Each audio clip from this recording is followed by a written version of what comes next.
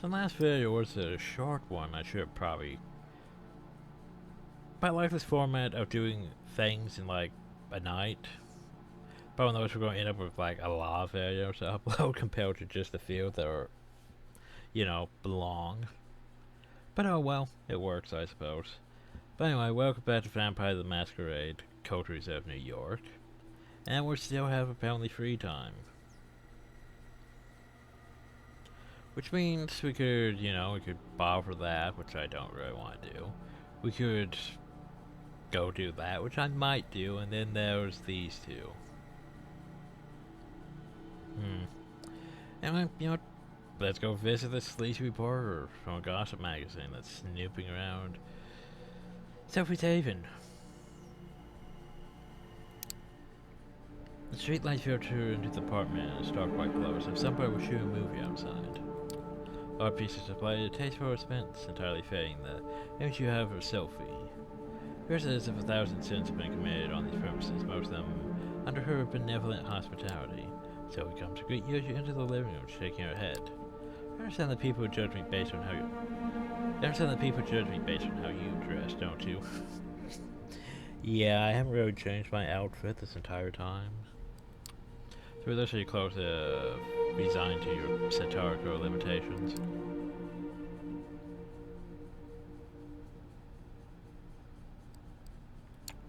Try to dress inconspicuously because of the masquerade. Yeah, we dress basically, you know,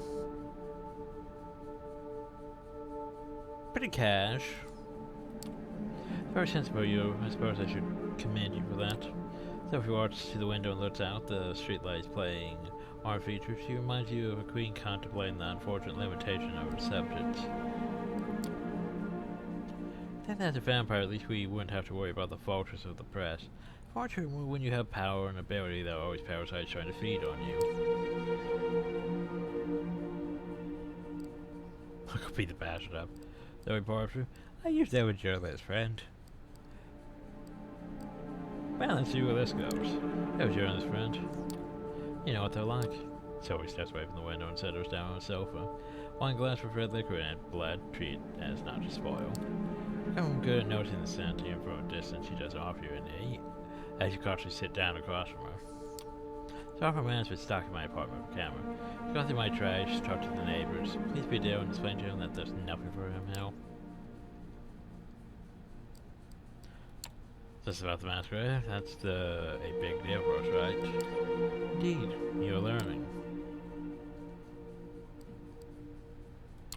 This must happen often. How do you usually deal with it? Our own way. Sometimes the problem goes away with a bit of money or short words. Sometimes you need something more. Well, here's the thing. Do you know anything about this report? Man, woman, young, old, anything like that?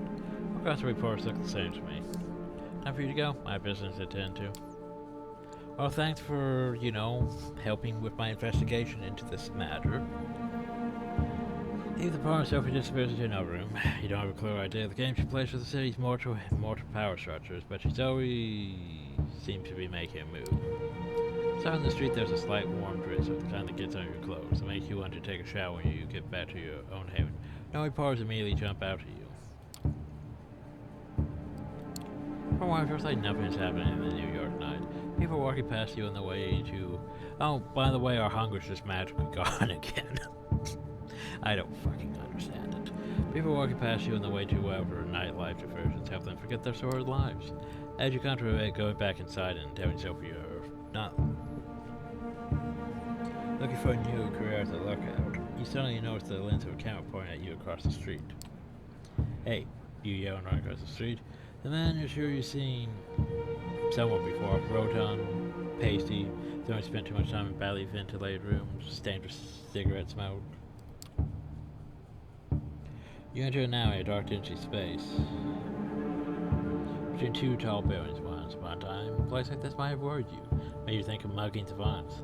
Now it's clear that the most dangerous thing here is you. The man your phone seems to realize this too, though his camera in front of him like a shield. Its heavy object resting on his paunch. With a start, you recognize him. You know in the face the shaded sunglasses from a picture next to a byline, some trashy paper someone thrust in face at a company party. His name is Frank Dougherty. Coterie. He's taking pictures of one young investors filling up a sex worker at a nightclub. He went there too, and the funny thing was, what Doe showed in the photo was just the tip of the iceberg after all. Work hard and play hard was the order of the day.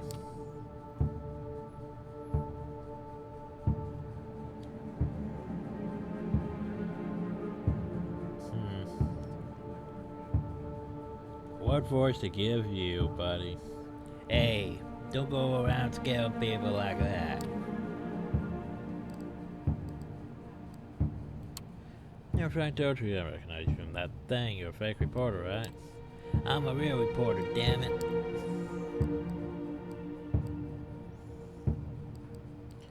So, what are you reporting on? I'm not too sure you can help me. Well, perhaps you can. Do you live here and work on a story about a local resident? Her name is Sophie Langley. Everybody knows her in high society circles. She's a redhead, prettiest picture. Know a lot of pictures of her through the years. That's the thing, in fact, look at this. Grandpa Sar's phone started showing pictures some have been downloaded from news sites while there were photos from the society pages of the newspaper for the past decades. Oh crap, decades. Also, Sophie has different clothes, hairstyles, makeup, names, but the face remains the same.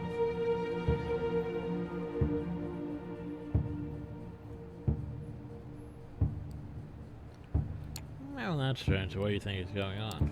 Beats me, and that's why I'm here to find out. Well, you must have a theory on what's happening. I have a theory too, but before I print my theory, I need the facts to back it up. 3 words: extreme plastic surgery. All the celebrities do it. Only a doctor is better than the rest. Your critic read the photos of Frank's phone.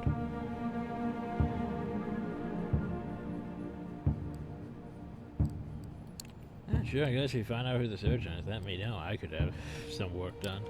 Yeah, it makes no sense. Damn. How would you explain it?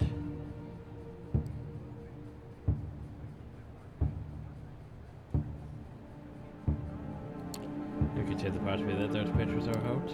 Sure, anything could be a hoax, but I dug up those old papers from the archives myself. I got to have something useful.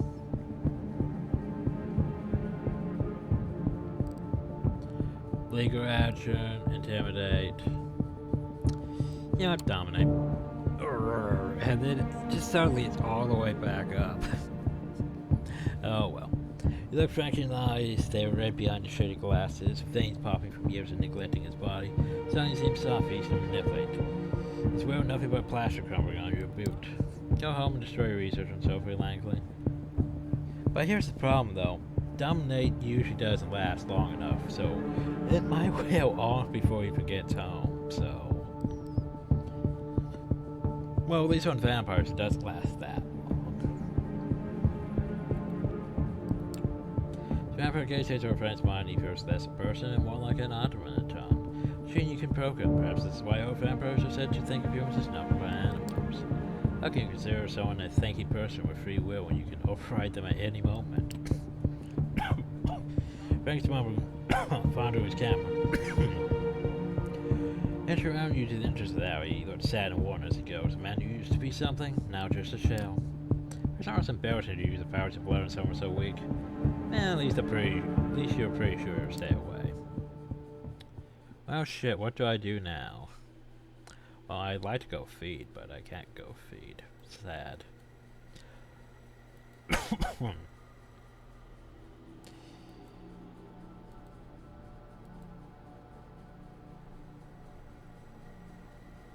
You know what, fuck it, let's go investigate the Nosferatu. Recent train finally Kevin says the Red Hook district of Brooklyn on edge. Sophie mentioned that Carter has a secret associate investigating the murders of Nosferatu neonate by the name of D'Angelo. You help him out, he might be persuaded to form a lasting partnership.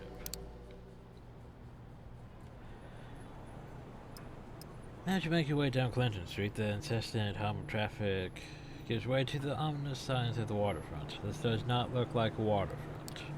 After taking the familiar bouquet of the Hudson made, or the more potent by your recently sharpened senses. Across the basin, the Red Hook grain terminal rears its rusty frame. Once a bustling industry area, now a sleeping giant splayed out on the rail bank, forgotten, abandoned, conveniently so spatial for one of the hidden. In the shadows, you sneak closer to the dilapidated complex, making your way past hallways and silos and wobbly chain link fences. Time you reach the entrance to the main building, you can almost feel the rust particles making themselves cozy at the back of your throat. Not getting your hopes up, you get a slight nudge. You're surprised, it gives almost instantly. It's like someone's been using it recently. Once inside, you find yourself in a large empty hall. Looking around, you can almost picture back in its heyday, stabbed with the raptors from heavy machinery. There's a set of stairs leading up to why isn't that in my dictionary? Mezzanine? Looks like an office space, and then you see it. Faint light coming from one of the upper rooms. Looks like you're in luck. Quietly with patient breath, you climb the steps and approach the dimly lit room. He's going to be invisible, because not for odd. And the door creaks open, you feel what looks like an old-timey detective's office, complete with crooked window blinds and overflowing ashtray and paper scattered across the wood desk. Someone hits you with an anchor. Sergeant Convent, doing fine. Before you go yet, the trap is already sprung. Then cigar smoke wafts over your shoulder. The barrel of a gun rubs against your spine. Raspy voice whispers in your ear. Let me guess. Took a wrong turn at the third silo. Oh, by the way, my hunger's just gone again. Fuck's sakes. Like, here's the thing, I could presents, but well, that's not presents. Yep, hunger's just magically gone again. Let's just try to talk him down. Try to play along, raise your arm slowly. That's what's careful. You're pretty sure a boat to the back would kill you, but it doesn't sound too pleasant to you.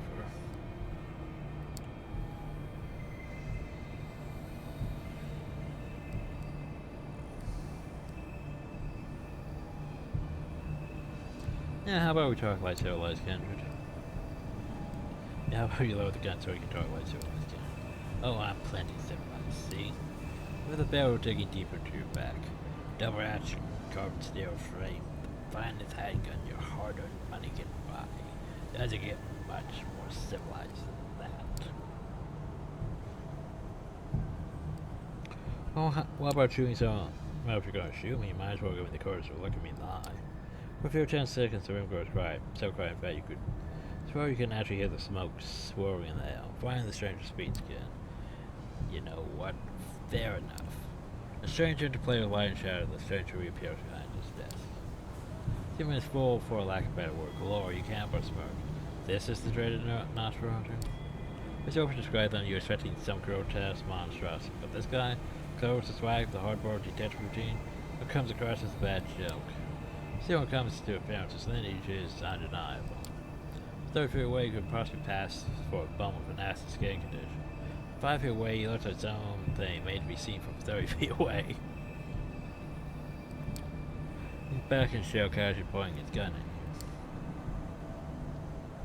you. Yeah, it doesn't really look that Nosferatu-like to me, to be honest.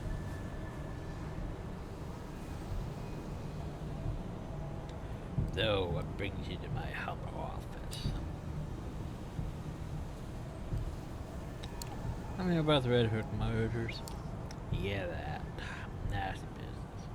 What's it got to do with me? Well, apparently at least quieter things to think so. Especially sours. I'm not naming you a casually tossed around kid. But hey, I get you're not some random schmuck who wandered in and off the street. But let's get down to the nitty-gritty. Name's D'Angelo. Din to my friends. So you can call me D'Angelo. Who I work for is less important. What I'm working on, however.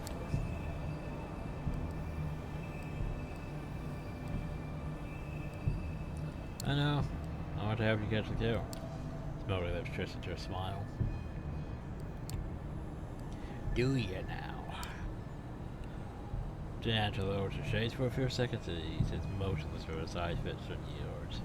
Suddenly he raises his gun, almost making you flinch, almost. Then he throws into his shoulder holster. Flashing display that definitely looks like it was practiced a lot in front of a mirror. His nostrils lips move, but the quiet mumbling clearly isn't meant for your ears. This time you're able to catch snippets of his monologue. Sure, this seems to kill. What was the big game? What was the angle? Everybody's got one, even if they pretend like they don't, especially then, what the hell? Maybe this town finally got to me. Pauses, sticks a fresh cigar between his crooked teeth. Maybe a good lick of the face, just what the doctor ordered.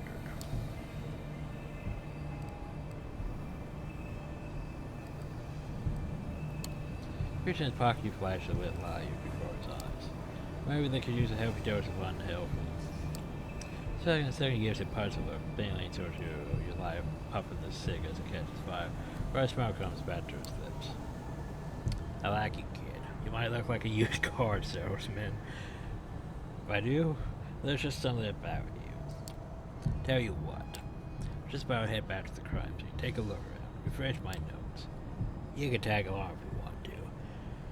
I can use an assistant, so we can take notes and make wild assumptions for me to shoot down. Who knows, if you're any good, I might consider making this a long-term arrangement.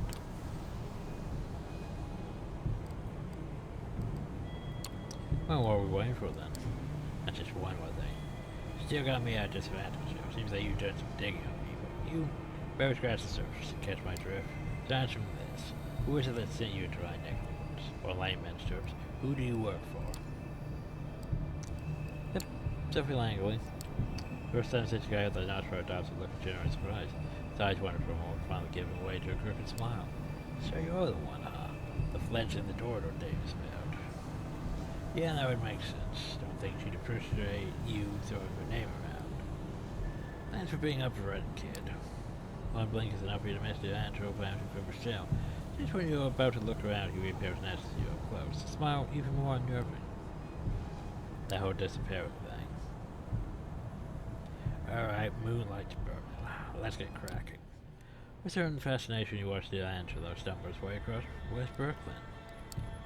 While animated, incessantly scratching his face and neck, stopping every once in a while for a bout of mumbling narration, is most certainly a sight to behold. Sarah seems to be getting around okay, and you take particular note of the fact that he seems to be choosing the darker, less frequent streets. There was definitely a method to his madness. Eventually, your leprous guide takes a sudden turn off the Amber Street and into a particularly dingy alleyway. The torn pieces of yellow police tape are dead getaway. This has to be the place. But here we are. Time for you to earn your stripes. This is what I found. Drain dry, not a drop of blood in them. For yes, no, I didn't get to see the body, so I don't know if there were any bite marks. What can you tell me? In a moment of time, the crime scene, judged by the chalk outline of the pavement, the Mammoth Coteries, and accuracy, there does appear to be a trace of blood or viscera. I say it's clean and pure isn't that fast or that thorough. Look up, you notice a spray paint sign on the wall. It reads, "The blood speaks" in big crooked letters. Look up to D'Angelo, and Oscar gives you a spectating look. Did you think this victim was drained dry? Because I don't see a trace of blood anywhere. Good eye, kid. It's the details that count. When that the murder was committed right here, the victim didn't make a sound. Can therefore conclude that. I mean, that could be a possibility, but here is kindred. Bingo. Only kindred can drain a human this quickly, this quietly. Not just any kindred. Take a look at that graffiti. What do you think it means? Nothing, it's meant to throw us off. Nah, I can see why you think that, but look at how crooked the letters are. Very legible. You can't fake something like that. Someone's very nervous, very scared. It definitely meant something to them. Tell me, if you were to guess, which clan would you say that kill belongs to?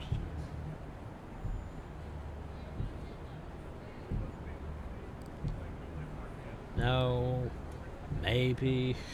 You never could tell with Mount Games. But Thin Bloods. By the way, we don't even know what Thin Bloods are yet, so.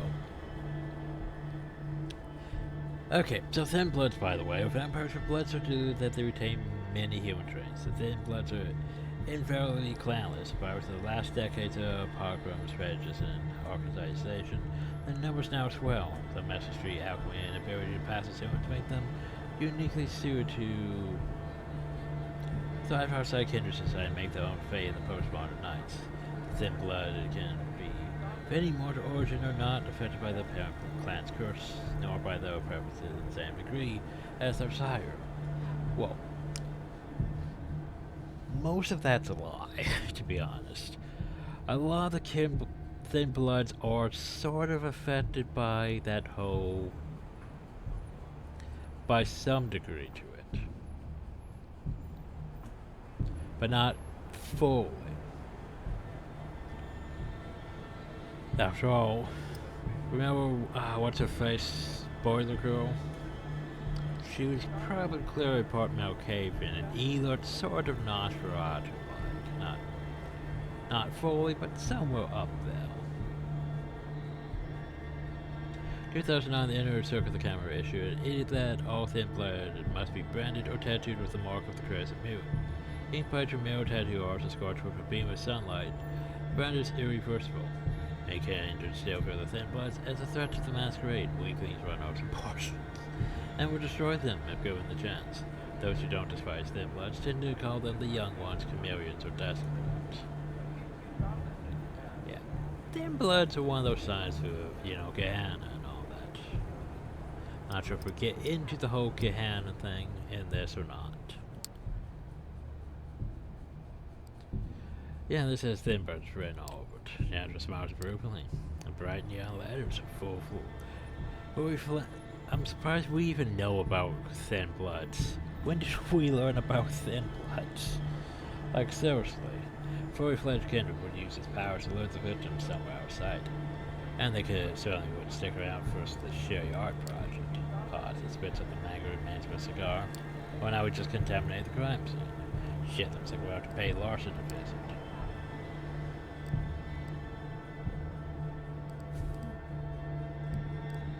How do we know this shit? Larson, the thin blood primitive.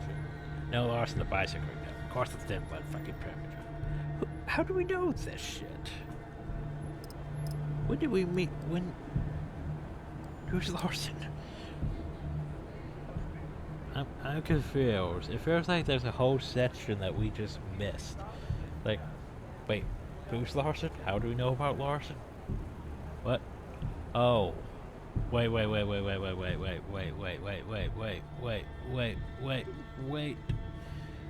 Oh, Larson. Fuck, is he that one guy we were talking to at the party? Yeah, I think he might be that guy. Remember the one who told us not to talk to him because most people don't want to approve of us talking to him? Oh yeah, he might be that guy. I didn't realize that the camera would have a thin blood premature. That doesn't seem right, though. That does not seem right at all. Well, we're not sure if he knows who the killer is, but you could probably make an educated guess. In any case, we'll be doing him a favor. If it turns out he's violent, one of his is violating the masquerade, we're putting him in a hell of an awkward position. I mean, shitting upside down awkward. Guy of weakness out premature with louder voice. His position the counter as bad as it is. Now we remember Larson now. It took me a while. It's like, wait, do I even know this guy? How am I making these assumptions? Brian lights up a fresh cigar. He takes a puff and listens. Wait, he paused for a moment, mumbles to himself, but too quiet for to make out. Brian lights up a fresh cigar. He takes a puff and lets the smoke escape through his crooked smile. Alright, kid, let's get this over with. Compared to the industrial ugliness of Red Hook, Sterling Place is quite changed the scenery. Heavily gentrified and pleasantly dull. Residential area emanates the sort of peaceful apathy that rich hipsters scoff at and blue-collar workers dream of. All of a sudden, the Nostro stops. It's seems like he was taking a deep breath, steering himself for things to come. This is the place. That he points to a surprisingly nice-looking two-story house. The place is almost completely dark, almost. You know, it's a dim light shining through the curtains of an upper-story window. First, they've seen that the head of the family is working late. If the head of the family happens to be a vampire. Okay, kid, we gotta be gentle about this. I'm talking velvet gloves, soft cushions. You rang, my lord, gentle. When you get Larson out here, bro, make a fuss of letting his family see us. We blow this, it'll shut down like a speakeasy on raid night. Trust me, I know.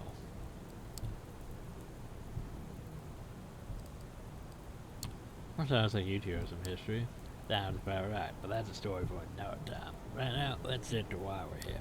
Tell you what, how about you take the lead on this one? I'm curious to see how you handle it. Step back and look around there, that window.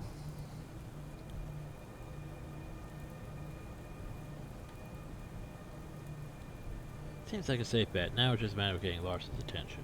His and no one else's. To try and come up with a viable strategy, you suddenly start by a loud noise. His secretary defended the sound as a dog barking. It does take long to figure out where it came from. Spirit man and the leading Rottweiler on a leash comes into view. I mean, we should be good on blood, but it's so tempting.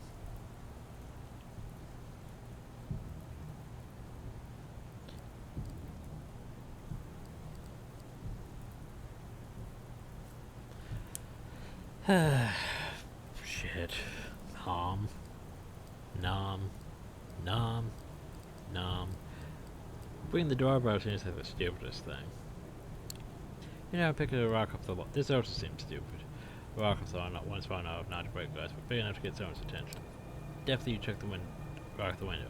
Perhaps this guy for a cry by audible thunk. Past the signs make you think, no one catch your message. Just as you start to look for an rock, you hear the window slide open. A very unassuming and slightly unshaved man in a turtleneck appears at the window. Seriously notices you as fresh as sours, like you just smelled something rotten. Dressed as you're not far apart, one can be described as a very loud and very angry whisper. Yeah, this douchebag that I kept talking to. Get the fuck off my lawn, D'Angelo. You know goddamn better than show your ugly mug around here. That's what you did, D'Angelo. He looked somewhat very scratching the back of his neck, clearly trying to find the right angle to play this.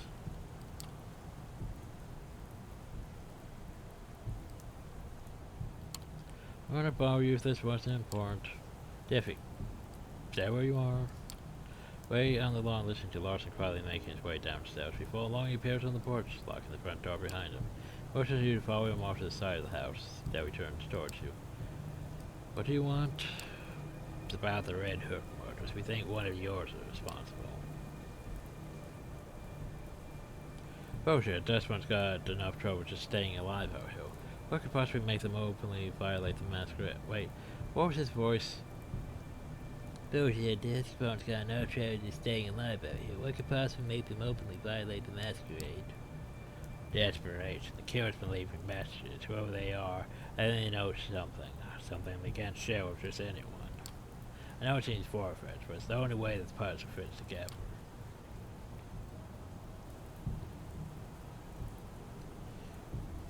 Nah, I don't buy it. You're reaching. Trying to find a scapegoat. Getting your boss to good graces. Work gets run down, so you think I don't know who you're working for?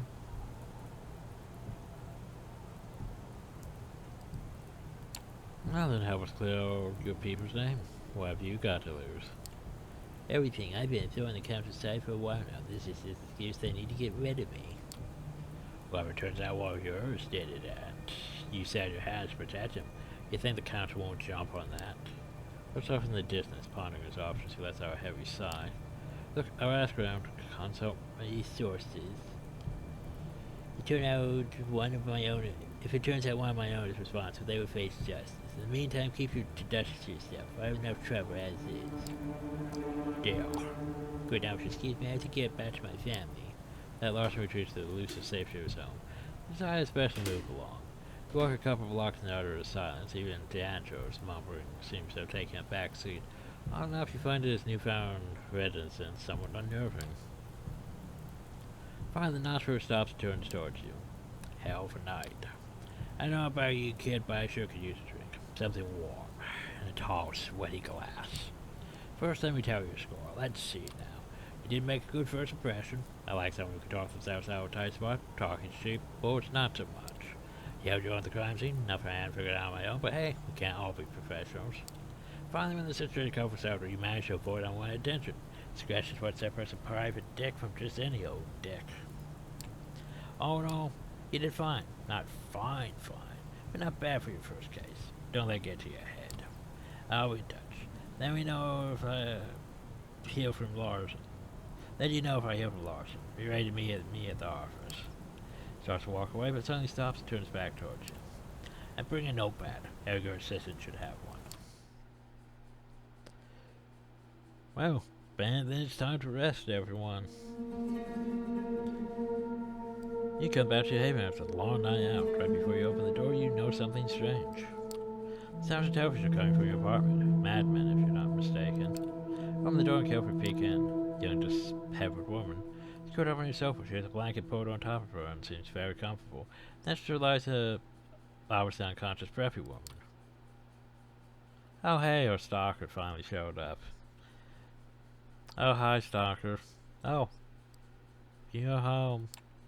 Reaching for the remote, puts the madman on pause. I went home, so I started without you. You know, Netflix and chill. I'm sorry. Also, I just noticed her outfit.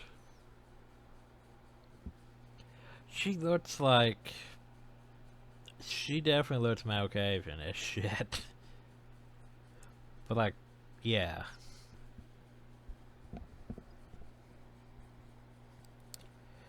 Now join me, there's space on the sofa. I brought a snack. You enjoyed it the last time. One point says she's an unconscious girl. Oh, I forgot, my name's Adeline. Adeline Davis. I like you a lot. Help yourself and set her in.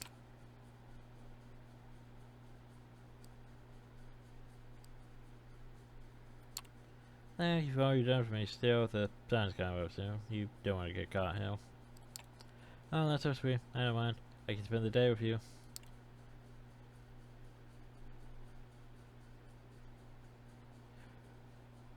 Also, her eyes were slightly glowing. I just noticed that.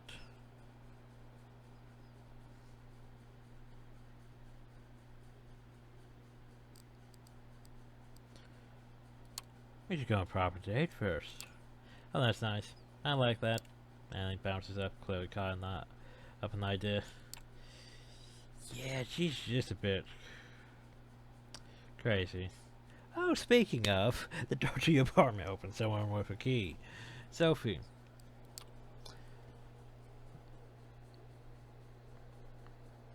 Adeline tears the curse of Snug Harbor in the flesh. That's a new low for you, fledgling. And lives at Sophie mostly before fading for reveal. I hate when they just fail. I should have enough manners to slink away and embarrassment so we can all enjoy it.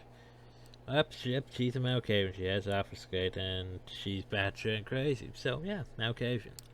Still waits for Adeline to leave the apartment before she speaks. Clan of the Moon, did I not advise caution when dealing with them? Yep, Malkavians. So watch Sophie makes a phone call. Times later, two servants arrived to remove the unconscious girl sprawled on her sofa. But you took my lunch. Clearly need my help. It won't happen tonight, but let me see if I can resolve your stalker problem for real. Let's wonder what Sophie meant by that as she leaves her haven. Oh, there we go. I was like, am I still doing things? Nope, apparently next time. Sophie requests her presence. So finally things are back to the main story, I guess. But that's also a problem for future me. Anything in here? Worth my time? No. But that was interesting. Now I just have a random Malkavian stalker. Because, you know, why not? But anyway. So yeah, next time. More Vampire The Masquerade Coteries of New York. Hope you all enjoyed. Thank you all, and have a nice day or night or, you know. Till next time.